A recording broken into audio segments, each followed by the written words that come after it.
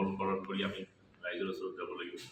এতিয়া বন্যাত মানুহখিনি টকবকাই আছে, আজি অলপ পানী কমিছে, যিয়ে নহওক আমাৰ দলীয় কথা কিছুমান আলোচনা কৰিব লগা আছে। আজি এআইডিএফৰ আপোনালোকৰ যিকেইজন বিধায়ক আছে গোটেইকেইজনে লগ হৈ এসাঁজ খাই আলোচনা কৰিব বুলি আমি জানিছোঁ। তেনেকৈ এসাঁজ খোৱা বুলি কথা নহয়, মই জাষ্ট কোনে গুৱাহাটী আহি পালোঁ।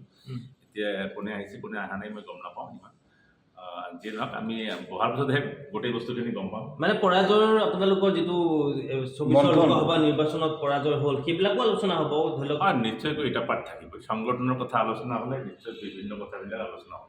এই নেতৃত্ব কোনে ল'ব ধৰি লওক আজি এতিয়া গোটেই মানে বৈঠকখনত? তেনেকৈ মই এতিয়া ক'ব নোৱাৰিম কোনে নেতৃত্ব ল'ব। আমাৰ দলীয় মেনেজমেণ্ট ইয়াত আছে, আমাৰ দলীয় নেতৃত্বই আমি বহিম।